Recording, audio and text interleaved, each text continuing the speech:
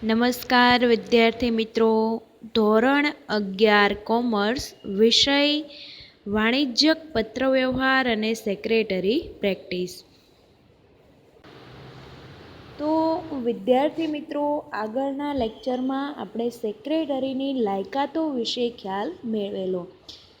તો આ લેક્ચરમાં ત્યાર પછીનો પોઈન્ટ જોઈએ તો સેક્રેટરીની નિમણૂક અને તેને લગતી જોગવાઈઓ કઈ કઈ છે, એટલે કે appointments of secretaries and its previous. તો સેક્રેટરીની નિમણૂક કઈ રીતે કરવામાં આવે અને તેને લગતી જોગવાઈઓ, કાયદાને લગતા નિયમો કયા કયા આપવામાં આવ્યા છે, જેનો ખ્યાલ આપણે મેળવવાનો છે. તો નવો કંપની ધારો કયો છે? તો નવો કંપની ધારો 2013. નવા કંપની ધારા મુજબ કંપની સેક્રેટરી ને શેનું સ્થાન આપવામાં આવ્યું છે? તો કે ચાવીરૂપ સંચાલકીય વ્યક્તિ, એટલે કે KMP, કી મેનેજરિયલ પર્સોનલ. તો વિદ્યાર્થી મિત્રો, આવા પ્રશ્નો તમને વિકલ્પમાં અથવા તો 1 માર્ક્સમાં પૂછાય છે. એક વાક્યમાં જવાબ આપો. જેમાં તો નવો કંપની ધારો કયો છે? નવો કંપની ધારો 2013. સેક્રેટરીને શેમાં સમાવેશ કરવામાં આવ્યો છે? તો KMP એટલે ચાવીરૂપ સંચાલકીય વ્યક્તિ અથવા કી મેનેજરિયલ પર્સોનલ. તેથી તેની નિમણૂક કરતી વખતે કંપની ધારાની નીચેની જોગવાઈનું પાલન થવું જોઈએ. કંપની ધારાએ અમુક નિયમો અને શરતો આપેલી છે. એ શરતો મુજબ સેક્રેટરીની નિમણૂક થવી જોઈએ. તો કંપની ધારાએ નિમણૂક અંગેની જોગવાઈઓ, શરતો કઈ કઈ આપી છે? તો પ્રિવિઝન્સ રિગાર્ડિંગ અપોઇન્ટમેન્ટ્સ એટલે કે નિમણૂક કરવી કયા કયા નિયમો મુજબ. જેમાં નંબર 1, જે કંપનીની ભરપાઈ થયેલી મૂડી, જે કંપનીની કઈ મૂડી? તો કે ભરપાઈ થયેલી મૂડી કેટલી હોય? તો કે 5 કરોડ કે તેથી વધારે હોય ત્યાં સેક્રેટરીની નિમણૂક કરવી કેવી છે? ફરજિયાત છે. ફરીથી પ્રશ્ન રિપીટ કરીએ. કયો પ્રશ્ન જોતા હતા આપણે? તો સેક્રેટરીની નિમણૂક અને તેને લગતી જોગવાઈઓ. તમને પરીક્ષામાં પ્રશ્ન પૂછાય કે સેક્રેટરીની નિમણૂકને લગતી જોગવાઈઓની ચર્ચા કરો અથવા જોગવાઈઓ કઈ કઈ છે? તો પહેલું, જે કંપનીની ભરપાઈ થયેલી મૂડી કેટલી હોય? 5 કરોડ અથવા તો તેનાથી વધુ. તો એવી કંપનીએ સેક્રેટરીની નિમણૂક કરવી કેવી છે? ફરજિયાત. તો ભરપાઈ થયેલી મૂડી કોને કહેવાય? તો તમારે 11મા ધોરણમાં આગળના ચેપ્ટરોમાં આવશે કે કંપનીની જુદા જુદા પ્રકારની મૂડી હોય. સત્તાવાર મૂડી, મંગાવેલી મૂડી, બહાર પાડેલી મૂડી, અનામત મૂડી, ભરપાઈ થયેલી મૂડી. તો ત્યારે આ શબ્દ આપણે વિસ્તૃત રીતે જોશું. તો પહેલો પોઈન્ટ હતો ભરપાઈ થયેલી મૂડી 5 કરોડ કે તેનાથી વધારે હોય તેવી કંપનીએ સેક્રેટરીની નિમણૂક ફરજિયાત કરવી પડે છે. અને આ મુદ્દો પહેલા ચેપ્ટરમાં પણ આવી ગયેલો છે. બીજો પોઈન્ટ, સેક્રેટરી તરીકે માત્ર અને માત્ર કઈ વ્યક્તિની નિમણૂક થઈ શકે? જીવંત વ્યક્તિની. ભાગીદારી પેઢી કે અન્ય સંસ્થાને સેક્રેટરી તરીકે નિમણૂક આપી શકાય નહીં. કારણ કે ભાગીદારી પેઢી એ વ્યક્તિ નથી, બરાબર? અન્ય સંસ્થા એ વ્યક્તિ નથી. તો સેક્રેટરી તરીકે માત્ર જીવંત વ્યક્તિની જ નિમણૂક થઈ શકે છે. તો પહેલા પોઈન્ટમાં હતું ભરપાઈ થયેલી મૂડી 5 કરોડ કે તેનાથી વધારે. બીજો મુદ્દો, ફક્ત જીવંત વ્યક્તિની નિમણૂક થઈ શકે. કોની નિમણૂક ન થઈ શકે? તો ભાગીદારી પેઢી કે અન્ય સંસ્થાની નિમણૂક થઈ શકે નહીં. ત્યારબાદ ત્રીજો પોઈન્ટ, જે વ્યક્તિની નિમણૂક કરવાની છે સેક્રેટરી તરીકે, તેની પાસે શું હોવું જોઈએ? કયું પ્રમાણપત્ર હોવું જોઈએ?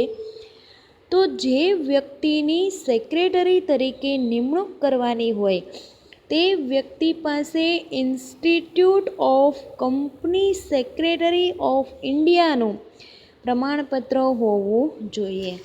તો સેક્રેટરી પાસે કયું પ્રમાણપત્ર હોવું જોઈએ? તો સેક્રેટરી પાસે institute of company secretary of ઇન્ડિયાનું. તો આ શબ્દ પણ આગળ આપણે સેક્રેટરીની લાયકાતો ભણતા હતા એમાં પહેલા પોઈન્ટમાં આવી ગયું. આપણો અત્યારનો પ્રશ્ન હતો સેક્રેટરીની નિમણૂક અંગેની જોગવાઈઓ કઈ કઈ? એમાં પહેલી હતી કંપનીની મૂડી 5 કરોડ કે તેનાથી વધારે. બીજું, ફક્ત જીવંત વ્યક્તિ સેક્રેટરી બની શકે. ત્રીજું, તેની પાસે institute of company secretary of ઇન્ડિયાનું પ્રમાણપત્ર હોવું જોઈએ. ત્યારબાદ ચોથો પોઈન્ટ, જીવંત વ્યક્તિ લઈ શકાય પણ જીવંત વ્યક્તિમાં પણ કેવી વ્યક્તિ ન હોવી જોઈએ? તો સેક્રેટરી તરીકે નાદાર, અસ્થિર મગજની કે સગીર વ્યક્તિની નિમણૂક થઈ શકે નહીં. સેક્રેટરી તરીકે નાદાર વ્યક્તિ, તો નાદાર કોને કહેવાય? કોઈ પણ વ્યક્તિએ પોતે દેવું ચૂકવવા માટે સક્ષમ નથી એવું અદાલત સમક્ષ કે જાહેર જનતા સમક્ષ જ્યારે રજૂ કરી દીધું હોય ત્યારે એવી વ્યક્તિને નાદાર વ્યક્તિ ગણવામાં આવે છે. અને આ નાદારી નોંધાવેલી વ્યક્તિ કંપની માટે સેક્રેટરી બની શકે નહીં. કોઈ અસ્થિર મગજની વ્યક્તિ હોય અથવા તો સગીર વ્યક્તિ હોય, તો આ સગીર કોને કહેવાય? જેમની ઉંમર 18 વર્ષ કે તેનાથી ઓછી હોય એવી વ્યક્તિને સગીર વ્યક્તિ કહેવાય. તો જીવંત વ્યક્તિમાં કઈ વ્યક્તિ સેક્રેટરી ન બની શકે? તો જીવંત વ્યક્તિમાં નાદાર વ્યક્તિ, અસ્થિર મગજની વ્યક્તિ અને સગીર વ્યક્તિ સેક્રેટરી બની શકે નહીં. ત્યારબાદ નેક્સ્ટ પોઈન્ટ, મુદ્દા નંબર 5, કંપની સેક્રેટરી તરીકે નિમણૂક કરવા માટે ક્યાં ઠરાવ પસાર કરવો પડે છે? સંચાલક મંડળની સભામાં. પ્રશ્ન તમારો આ રીતનો હોઈ શકે, કંપની સેક્રેટરી તરીકે નિમણૂક કરવા માટે સંચાલક મંડળની સભામાં ઠરાવ કરવામાં આવે છે. તો તે ઠરાવમાં કઈ વિગતો જણાવાય છે? તે ઠરાવમાં નિમણૂક અંગેની શરતો સેક્રેટરીને પસંદ કરવામાં આવે છે તો એ પસંદ કરવામાં આવે તો નિમણૂક અંગેની શરતો, તેને પસંદ કરાય છે તો એના માટેની કઈ કઈ શરતો, કેટલા વર્ષ માટે તેને સેક્રેટરી તરીકેનું સ્થાન આપશે, તેનું પગાર ધોરણ, તેણે સેક્રેટરીમાં પણ અલગ અલગ પ્રકારો હોય તો એમાં કયા સેક્રેટરી તરીકે ફરજ બજાવવાની છે, તેના ઠરાવમાં તેનું મહેનતાણું નક્કી કરવામાં આવે એટલે કે વળતરનો દર, અને મેમ્બરશિપ નંબર હોવો જોઈએ. મેમ્બર એટલે કે સભ્ય. જો સેક્રેટરી સભ્ય હોય તો એના સભ્યપદનો નંબર એ ધરાવતો હોવો જોઈએ. તો પાંચમો પોઈન્ટ હતો સેક્રેટરીની નિમણૂક માટે સંચાલક મંડળની સભાના ઠરાવમાં કઈ બાબતો ધ્યાનમાં લેવામાં આવે છે? તો સંચાલક મંડળની સભામાં નિમણૂક અંગેની શરતો, મહેનતાણાની રકમ અને સેક્રેટરીનો મેમ્બરશિપ નંબર ધ્યાનમાં લેવામાં આવે છે. ત્યારબાદ નેક્સ્ટ પોઈન્ટ, કંપની સેક્રેટરી એક KMP તરીકેની ફરજ બજાવે છે. તો KMP એટલે કી મેનેજરિયલ પર્સોનલ. તો એ પોતે વ્યક્તિ સેક્રેટરી આ ફરજ બજાવવા માટે સંમત છે કે નહીં તેની શું મેળવવી પડે છે? લેખિત સંમતિ મેળવવી પડે છે. સેક્રેટરીને આપણે એક ચાવીરૂપ વ્યક્તિનું સ્થાન આપવું છે પણ એ વ્યક્તિ એ સ્થાન મેળવવા માટે તૈયાર છે કે નહીં તેના માટેની સંમતિ એ મેળવવી પડે છે. અને ત્યારબાદ સાતમો પોઈન્ટ, કંપની રજિસ્ટ્રાર પાસે, કંપની હોય તો કંપનીની એક રજિસ્ટર ઓફિસ હોય અને એ રજિસ્ટર્ડ ઓફિસે દરેક કાગળો, માહિતી તૈયાર થાય, દસ્તાવેજો રેકોર્ડ રાખવામાં આવે છે. તો કંપની રજિસ્ટ્રાર પાસે જુદા જુદા ફોર્મ છે અને ફોર્મ નોંધાવવા પડે છે. કઈ વિગતો? સેક્રેટરી માટે ફોર્મ છે MGT 14 નામનું ફોર્મ છે જેની સાથે આ ફોર્મ જમા કરાવવાનું અને એની સાથે સંચાલક મંડળે જે ઠરાવ કર્યો છે, સંચાલક મંડળનો ઠરાવ અને સેક્રેટરી પાસેથી KMP તરીકેની સંમતિ પત્રક નોંધાવવું પડે છે. સેક્રેટરીએ સેક્રેટરી હોવા માટે કંપની રજિસ્ટ્રાર પાસે કઈ કઈ વિગતો નોંધાવવી પડે? તો સેક્રેટરી હોવા માટે એણે MGT 14 નંબરનું ફોર્મ. બીજું, એ સેક્રેટરી માટે સંચાલક મંડળની સભામાં ઠરાવ થયો છે તો એ ઠરાવની નોંધ. અને સેક્રેટરી KMP તરીકે કાર્ય કરવા માટે સંમત છે તો એનું સંમતિ પત્રક. આ 3 વસ્તુ નોંધાવવી પડે છે. આ સિવાય બીજી કઈ વિગતો? તો બીજું એક ફોર્મ છે ફોર્મ MR1ની સાથે જે વ્યક્તિની નિમણૂક KMP તરીકે કરી હોય તેની સંમતિ અને સંચાલક મંડળનો ઠરાવ 60 દિવસમાં નોંધાવવા પડે છે. તો બંનેમાં સેમ વિગતો છે, ખાલી ફોર્મના પ્રકાર અલગ અલગ છે. MGT ફોર્મ 14 સંચાલક મંડળનો ઠરાવ અને સેક્રેટરીની KMP તરીકેની કાર્ય કરવા માટેની સંમતિ. અથવા બીજી વિગત ફોર્મ MR1 તેની સાથે સેક્રેટરીની KMP તરીકેની કાર્ય કરવાની સંમતિ અને સંચાલક મંડળનો ઠરાવ. આટલી વિગતો નોંધાવવી પડે છે. તો વિદ્યાર્થી મિત્રો, આપણે પ્રશ્ન ભણતા હતા સેક્રેટરીની નિમણૂક અંગેની જોગવાઈઓ કઈ કઈ હતી? તો નિમણૂક અંગેની જોગવાઈઓ રિપીટ કરીએ. જેની મૂડી કેટલાથી વધારે હોય? 5 કરોડ કે તેનાથી વધારે. કઈ મૂડી? તો ભરપાઈ મૂડી. તો સેક્રેટરીની નિમણૂક ફરજિયાત હતી. સેક્રેટરી તરીકે માત્ર કોણ હોઈ શકે? તો જીવંત વ્યક્તિ જ હોઈ શકે. સેક્રેટરી હોવા માટે તેની પાસે શું હોવું જોઈએ? તો વ્યક્તિ પાસે institute of company secretary of ઇન્ડિયાનું પ્રમાણપત્ર હોવું જોઈએ. કંપની સેક્રેટરી તરીકે કેવી વ્યક્તિ ન હોવી જોઈએ? તો નાદાર અથવા અસ્થિર મગજની કે સગીર વ્યક્તિ હોઈ શકે નહીં. આ વ્યક્તિ જીવંત વ્યક્તિ જ છે પણ એ નાદાર હોય, અસ્થિર મગજની હોય કે સગીર હોય તો સેક્રેટરી બની શકે નહીં. સેક્રેટરી માટે સંચાલક મંડળની સભામાં ઠરાવ પસાર થાય. તો એ ઠરાવમાં કઈ બાબતો હોય છે? તો ઠરાવમાં નિમણૂક અંગેની શરતો, મહેનતાણું અને મેમ્બરશીપ નંબર. સેક્રેટરી પાસેથી શેની સંમતિ લેવી પડે છે? સેક્રેટરી KMP તરીકે કાર્ય કરવા માટે સંમત છે. અને સેક્રેટરી માટે 2 ફોર્મ નોંધાવવા પડે છે. કયા કયા? તો MGT ફોર્મ નંબર 14 અને બીજું છે MR1. આની સાથે બીજી કઈ 2 વિગતો?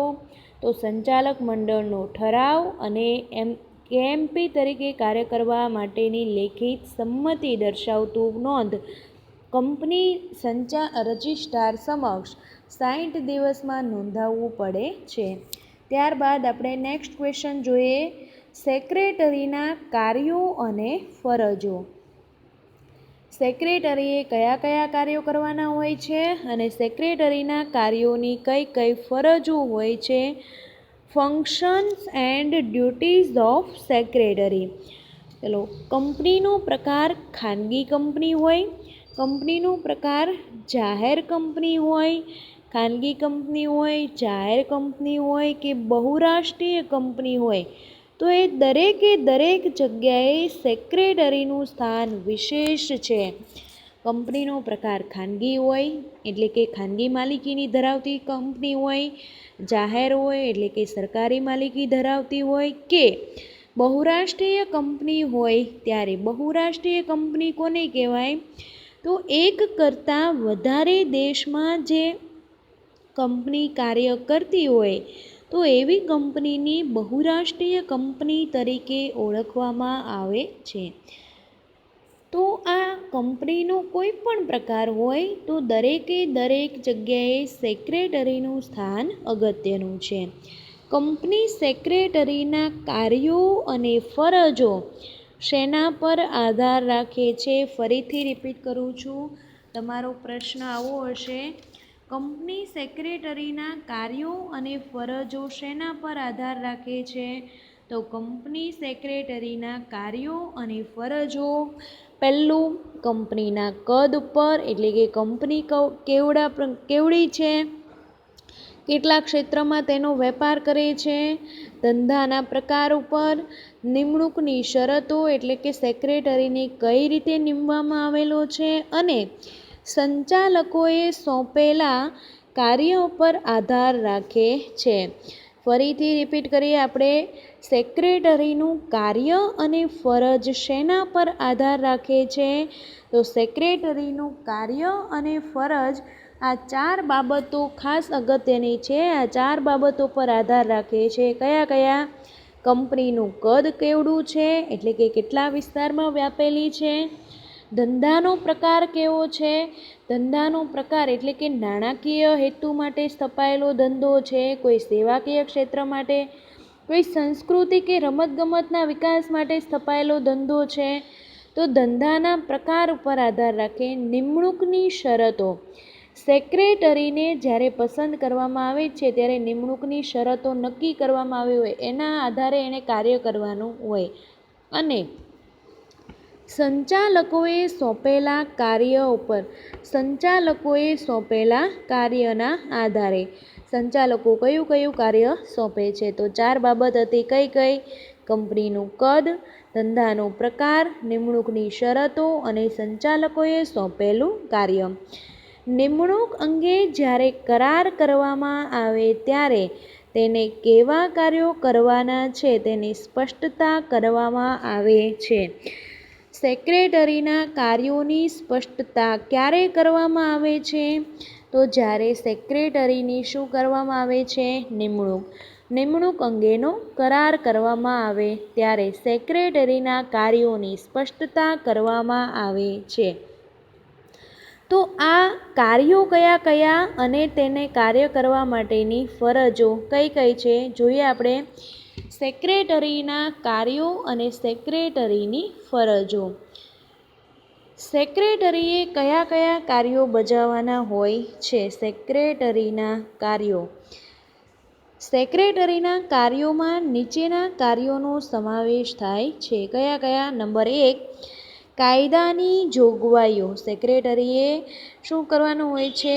કાયદાની જોગવાઈઓ, તે હેઠળના નિયમો અને કંપનીને લાગુ પડતા અન્ય કાયદાનું પાલન થાય તે બાબતે સંચાલક મંડળને અહેવાલ આપવો. એને કયા કયા કાર્યો કરવાના હોય છે? તો સેક્રેટરીએ કાયદાની જોગવાઈનું પાલન થવું જોઈએ, એ કાયદા હેઠળ બીજા કોઈ નિયમો હોય તો એ નિયમોનું પાલન થવું જોઈએ અને કંપનીના કાયદાની જોગવાઈ સિવાય અન્ય કોઈ કાયદાઓ હોય તો એ દરેકે દરેક કાયદાનું પાલન થાય તે માટેનો અહેવાલ સંચાલકોને આપવો પડે છે. ત્યારબાદ સેક્રેટરીયલ ધોરણોનું પાલન થાય તે જોવાની જવાબદારી અથવા તો કાર્ય. સેક્રેટરીના જે કાંઈ નિયમો છે, સેક્રેટરીના ધોરણો છે, એ ધોરણનું પાલન થવું જોઈએ. દાખલા તરીકે હમણાં હતું કે જે કંપનીની મૂડી 5 કરોડ કે તેનાથી વધારે હોય એવી કંપનીમાં સેક્રેટરી ફરજિયાત હોવો જોઈએ. તો જો ન હોય તો આ નીમવાની જવાબદારી સંચાલક મંડળની. એટલે સેક્રેટરીને લગતા તમામ નિયમો અને ધારાધોરણનું પાલન થવું જોઈએ. નિયત કરવામાં આવે તે ફરજો બજાવવી. નિયત કરવામાં આવે એટલે કે નક્કી કરવામાં આવે, જે કંઈ કાર્ય નક્કી કરવામાં આવે સેક્રેટરી માટે એ દરેકે દરેક કાર્ય સેક્રેટરીએ કરવાનું હોય છે. તો વિદ્યાર્થી મિત્રો, આપણો પ્રશ્ન હતો સેક્રેટરીના કાર્યો કયા કયા છે? તો સેક્રેટરીના કાર્યો નીચે મુજબ હતા. કયા? પહેલું હતું કાયદાની જોગવાઈઓ, તે હેઠળના નિયમો અને કંપનીને અન્ય કોઈ કાયદા લાગુ પડતા હોય તો તેનો અહેવાલ સંચાલક મંડળને આપવો પડે છે. બીજું, સેક્રેટરીયલ ધોરણનું પાલન થાય તે જોવાની જવાબદારી. ત્રીજું હતું નિયત કરવામાં આવે, નક્કી કરવામાં આવે તે મુજબની દરેકે દરેક તેણે ફરજો બજાવવાની રહેશે. ત્યારબાદનો પ્રશ્ન જોઈએ આપણે સેક્રેટરીની ફરજો. સેક્રેટરીએ કયા કયા પ્રકારની ફરજો બજાવવાની હોય છે? જે નીચે મુજબ છે. નિયત કરેલા ફરજોમાં નીચે પ્રમાણેની ફરજોનો સમાવેશ થાય છે. સામાન્ય રીતે બધા જ સેક્રેટરી માટે, બધી જ કંપનીના સેક્રેટરી માટે અમુક શરતો અને નિયમો ફરજિયાતપણે હોય છે.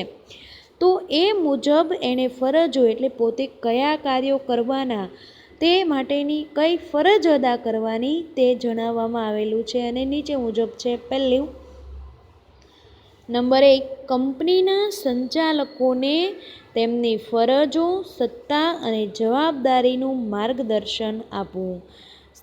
સેક્રેટરીની ફરજમાં શું આવે છે? તો કંપનીના સંચાલકોને તેની ફરજ કઈ છે, સત્તા કઈ છે અને જવાબદારી કઈ છે તેનું માર્ગદર્શન આપવું. કોને આપવાનું છે? તો કંપનીના સંચાલકોને.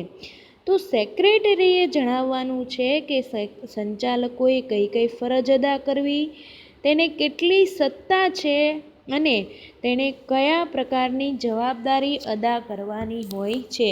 જે વ્યક્તિ પાસે જેટલી સત્તા વધારે એટલી એની જવાબદારી અને ફરજ પણ વધારે હોય છે. એટલે કેટલી સત્તા છે એટલી ફરજ અને જવાબદારી એ સેક્રેટરીએ સંચાલકોને જણાવવાનું હોય છે. ત્યારબાદ બીજો મુદ્દો, સંચાલક મંડળની અને સામાન્ય સભા. સંચાલક મંડળની સભા હોય તો આ સંચાલક મંડળ કોને કહેવાય? કંપનીનું સંચાલન કરનાર વ્યક્તિઓ હોય છે તેને સંચાલક મંડળ કહેવાય છે. સંચાલક મંડળ અને સામાન્ય સભા. સામાન્ય સભા કોની હોય? તો કે શેર હોલ્ડરની. આ શેર હોલ્ડર કોને કહેવાય? કંપનીના શેર ધારણ કરનાર દરેક વ્યક્તિને શેર હોલ્ડર કહેવાય છે. એટલે કે જેમની પાસે કંપનીના શેર છે તેને શેર હોલ્ડર કહેવાય છે. તો આ શેર હોલ્ડરની દર વર્ષે એક સામાન્ય સભા ભરવામાં આવે છે. તો આ શેર હોલ્ડરોની સભા એટલે સામાન્ય સભા. કંપનીના સંચાલક મંડળની સામાન્ય સભા અંગેનું આયોજન કરવું. સભા શાના માટે બોલાવવાની છે, કયા કયા મુદ્દાઓ ચર્ચવાના છે તે અંગેનું આખું આયોજન કરવું અને ત્યારબાદ તેની સભા નોંધ રાખવાની. તો સેક્રેટરીની ફરજમાં પહેલી ફરજ હતી એ સંચાલકોની ફરજ, સત્તા અને જવાબદારી યાદ કરવી. સંચાલક મંડળ અને સામાન્ય સભા ભરવાની હોય તો એ સભાનું આયોજન કરવાનું અને સભા નોંધ રાખવાનું. સભા ભરાઈ ગયા પછી શેના માટેની સભા હતી તે નોંધ એટલે સભા નોંધ. ત્યારબાદ ત્રીજો પોઈન્ટ, સંચાલક મંડળ, સામાન્ય સભા અથવા સરકાર કે અન્ય સત્તાઓ પાસેથી કંપની ધારાની જોગવાઈ અનુસાર જરૂરી મંજૂરી મેળવવી. ધંધાકીય કાર્ય બજાવવા માટે, કંપનીના કાર્ય બજાવવા માટે તેમણે કોની પાસેથી મંજૂરી મેળવવાની હોય છે? તો સંચાલક મંડળ પાસેથી, સામાન્ય સભા એટલે કે શેર હોલ્ડરો પાસેથી, સરકાર પાસેથી જે કંઈ મંજૂરી મેળવવાની હોય એ મંજૂરી મેળવવાની અને અન્ય સત્તા પાસેથી કંપની ધારાની જોગવાઈ અનુસાર જરૂરી મંજૂરી મેળવવી અને મંજૂરી મેળવ્યા બાદ જ જે કંઈ કાર્ય કરી શકે છે. ત્યારબાદ ચોથો પોઈન્ટ, કંપની ધારા મુજબ કંપની ધારો જૂનો 1956 અને નવો કંપની ધારો 2013. તો કંપની ધારા મુજબ અન્ય ફરજો બજાવવી. અન્ય ફરજો એટલે કઈ કઈ ફરજો? તો શેર બહાર પાડવા, ડિબેન્ચર બહાર પાડવા, શેર પરનું વળતર એટલે ડિવિડન્ડ, વ્યાજ, સભા નોંધ, આ દરેકે દરેક કાર્યો તેણે સંભાળવાના. તે માટે જુદા જુદા સત્તા મંડળો સમક્ષ રજૂઆત કરવી. ચલો, લેણદારોની સભા હોય તો લેણદારોને બોલાવવા પડે. શેર હોલ્ડરો માટેની સભા હોય તો સામાન્ય સભા બોલાવવી પડે અને તેની સમક્ષ રજૂઆત કરવી પડે. તો કંપની ધારા મુજબ અન્ય ફરજ અને સત્તા મંડળો સમક્ષ રજૂઆત કરવી. ત્યારબાદ નેક્સ્ટ પોઈન્ટ, કંપનીના ધંધા માટે સંચાલક મંડળને જરૂરી મદદ કરવી. કોને મદદ કરવાની છે? સંચાલક મંડળને કોણ કરે છે? તો કે સેક્રેટરી. શાના માટે? તો કંપનીના ધંધા માટે. કંપનીના ધંધા માટે સંચાલક મંડળ જરૂરી મદદ કરે છે. નેક્સ્ટ પોઈન્ટ, કંપનીના સંચાલક મંડળને શેની માહિતી આપવાની છે? કંપનીના સંચાલક મંડળને કંપનીના સુશાસન, શાસન તો છે જ, પણ એ શાસન કેવા પ્રકારનું બને? તો કે સુશાસન, સારું શાસન બને, ગુડ કોર્પોરેટ ગવર્નન્સ બને અને શ્રેષ્ઠ કાર્ય પ્રણાલી, સારામાં સારું કાર્ય કરી શકે તે માટે બેસ્ટ પ્રેક્ટિસ કરી શકે તે માટે સેક્રેટરીએ મદદ કરવાની હોય છે અને માર્ગદર્શન આપવાનું હોય છે. તો કોણ મદદ કરે છે? સેક્રેટરી. કોને મદદ કરે છે? કંપનીના સંચાલક મંડળને. શેના માટે? તો કંપનીનું સુશાસન ચાલે અને શ્રેષ્ઠ કાર્યપ્રણાલી મુજબ કાર્ય થાય એટલા માટે. ત્યારબાદ 7મો મુદ્દો, કંપની ધારામાં અથવા તો નિયમોમાં જણાવેલી ફરજો અદા કરવી. કંપની ધારા મુજબ જેટલા નિયમો છે એ મુજબ જ એ કાર્ય કરી શકે છે. પોતાની ઈચ્છાથી કોઈ કાર્ય દર્શાવી શકે નહીં. કંપની ધારા મુજબ અને તેમાં દર્શાવેલા નિયમો મુજબ ફરજો અદા કરવી. અને છેલ્લો પોઈન્ટ, સંચાલક મંડળ દ્વારા વખતોવખત સોંપવામાં આવતી ફરજો અદા કરવી. સંચાલક મંડળ જે કંઈ કાર્ય સોંપે છે, જે કંઈ ફરજ અદા કરવાની જવાબદારી સોંપે છે, તો એ દરેક કાર્ય કરવાની ફરજ સેક્રેટરીની હોય છે. તો વિદ્યાર્થી મિત્રો, આપણે પ્રશ્ન જોયો, સેક્રેટરીની કાર્ય અને ફરજો જણાવો. તો સેક્રેટરીના કાર્યો અને ફરજો માટેના નીચે મુજબના મુદ્દા હતા. તો આ વિડિયો લેક્ચરમાંથી તમારે કયા પ્રશ્નો તમારી પાકી નોટમાં લખવાના રહેશે અને તૈયાર કરવાના રહેશે?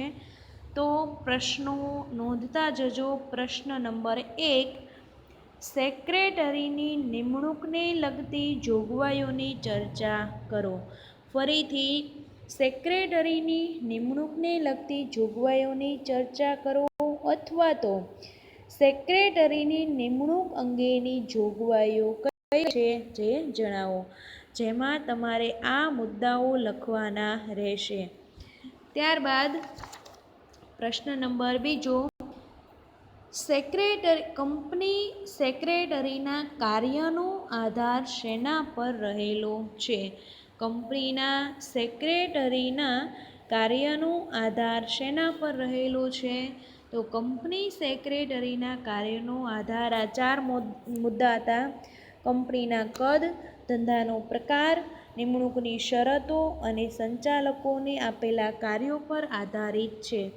ત્યારબાદ ત્રીજો પ્રશ્ન, સેક્રેટરીના કાર્યો જણાવો. ત્યારબાદ કંપની સેક્રેટરીની ફરજો ટૂંકમાં જણાવો, જેમાં તમારે 8 મુદ્દા લખવાના રહેશે. ત્યારબાદ સેક્રેટરીની નિમણૂક માટે સંચાલક મંડળમાં પસાર કરેલા ઠરાવમાં કઈ બાબતો હોય છે? ફરીથી રિપીટ કરું છું. સેક્રેટરીની નિમણૂક માટે સંચાલક મંડળમાં પસાર કરેલા ઠરાવમાં કઈ બાબતો હોય છે? તો આ પ્રશ્નના જવાબમાં તમારે આ મુદ્દો લખવાનો રહેશે. મુદ્દા નંબર 5, સેક્રેટરીની નિમણૂકની સંચાલક મંડળની સભામાં ઠરાવમાં નીચે મુજબની વિગતો રહેશે. ત્યારબાદનો પ્રશ્ન, સેક્રેટરી પાસેથી નિમણૂક વખતે શેનું સંમતિપત્રક લેવું પડે છે? આ મેં ભણાવેલા અત્યારના મુદ્દાઓમાં આ મુદ્દો આવે છે. તમારે શોધીને વિચારીને લખવાનો રહેશે. ફરીથી પ્રશ્ન રિપીટ કરું છું, એ જ પ્રશ્ન, સેક્રેટરી પાસેથી નિમણૂક વખતે શેનું સંમતિપત્રક લેવું પડે છે? અને ત્યારબાદ છેલ્લો પ્રશ્ન, કંપની સેક્રેટરીની નિમણૂક માટે ફોર્મ MGT 14ની સાથે બીજા કયા દસ્તાવેજો કંપની રજિસ્ટ્રાર પાસે નોંધાવવા પડે છે? ફરીથી, કંપની સેક્રેટરીની નિમણૂક માટે ફોર્મ MGT 14 સાથે બીજા કયા દસ્તાવેજો કંપની રજિસ્ટ્રાર પાસે નોંધાવવા પડે છે? આજનો લેક્ચર અહીંયા પૂરો કરીએ. અસ્તુ.